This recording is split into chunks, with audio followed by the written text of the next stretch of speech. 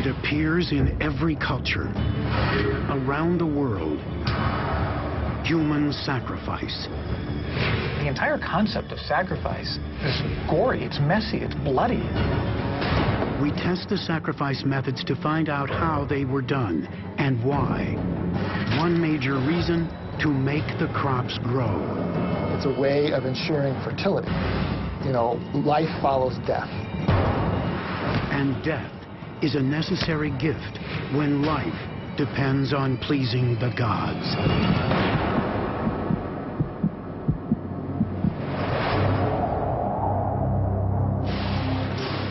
The gods were never far away in the world of early man.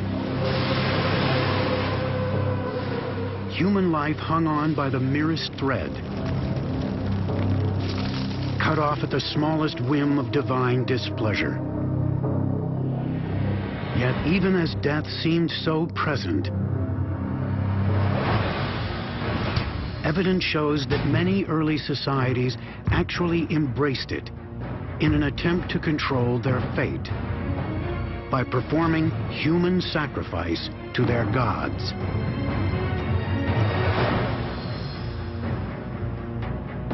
Some of the oldest evidence we've got for human sacrifice goes back about 10,000 years to sites in southeast Turkey.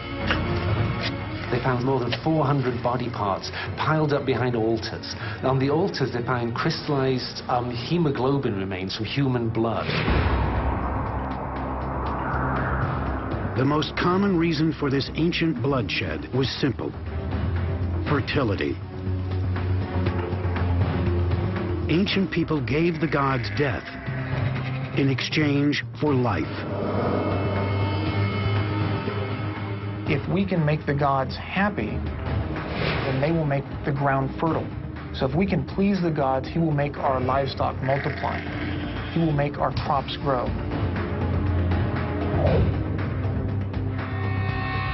No culture in the world traded blood for fertility more often than the Aztecs of central Mexico.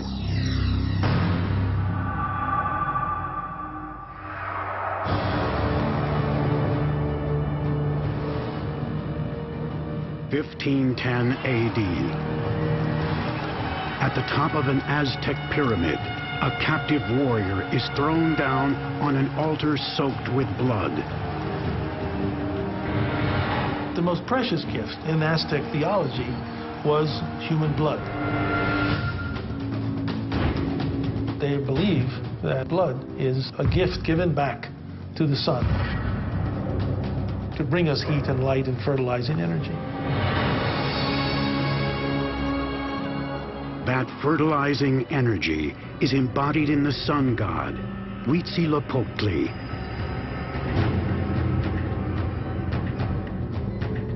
His priest is a technician of death, armed with a knife of volcanic flint, sharper than a scalpel. The priest would come up with a flint knife, rip in and rip the heart out. There was no cutting on the inside. It was supposed to be a smooth move where they pulled in and ripped the beating heart out. The priest gives the still beating heart as an offering to the sun.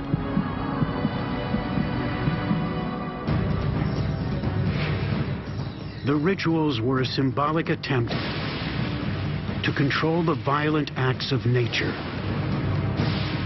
You have hurricanes coming through Mexico. You have earthquakes. You've had catastrophic diseases over this period of years. People are aware that previous civilizations have collapsed. They're also suffering from droughts, and there's a sense of instability, that things will be destroyed. And to keep the world from being destroyed, the Aztecs looked for victims from neighboring tribes.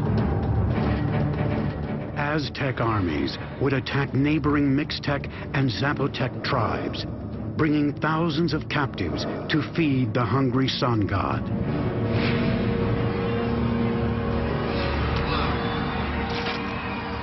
According to Spanish conquistadors who arrived in 1519, Aztec temples across Mexico were awash in blood. It's said that over a 3-day period, they sacrificed over 20,000 people, each one of them having their hearts pulled out. And that on the top of the temple, that the blood was ankle deep. But are these stories true? The report would require 5 deaths every minute, non-stop for 72 hours. Even with all 5 sacrificial pyramids working full-time, that would mean cutting out a human heart every minute. Could the Aztecs kill that many, that fast? We're about to find out. This is Dr. Scott Nelson, a surgical pathologist.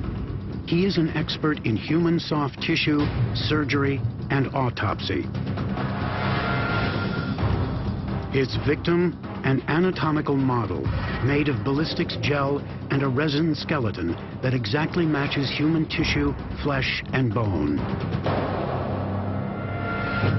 So the real question is, could an Aztec priest really remove the heart of his victim using a rather primitive instrument like this stone knife?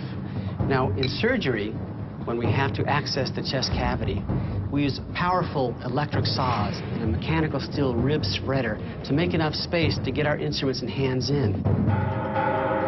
So how is it that the Aztec priest could use this rather primitive knife? Well, first of all, realize that this knife is not just flint or stone, it's obsidian, which is volcanic glass. It's sharper than surgical steel. So for my first attempt, we're going to try the direct approach, right through the chest wall. I'm going to start right here and cut off these soft tissues and muscles off of the chest wall so that I get to the point where I'm at the ribs and the cartilage. So you can see I'm reflecting the soft tissues and muscles off of the chest wall. Now I'm going to choose to make my cut into the chest cavity right at the border of the ribs and the cartilage. Now let's see if I can get through this. Modern surgeons reach the heart by cutting directly through the rib cage. But this approach doesn't work with an obsidian blade. It's really hard. I'm cutting it, but I'm actually breaking my knife as I go. So I'm really making no progress here.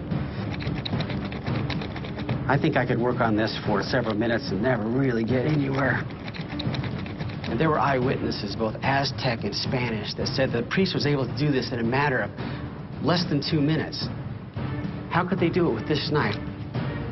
I obviously can't do it. Does that mean the legend is not true?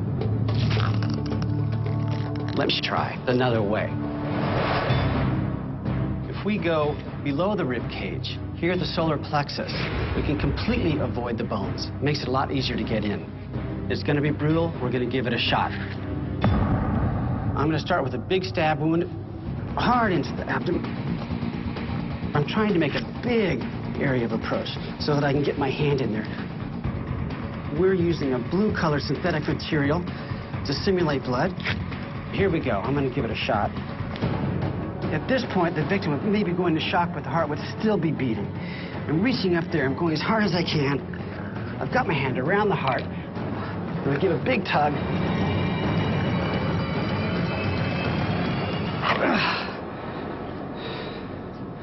I've done it. It's very difficult, but using this approach, we can do it. Took me about a minute and a half. I think an Aztec priest who's practiced could do it in less than 30 seconds.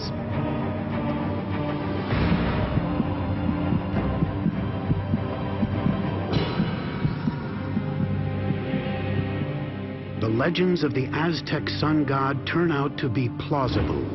The Aztecs really may have been able to cut out as many hearts as the conquistadors claimed in as little time. But the Aztec god of corn demanded an even bloodier gift to ensure the fertility of the fields.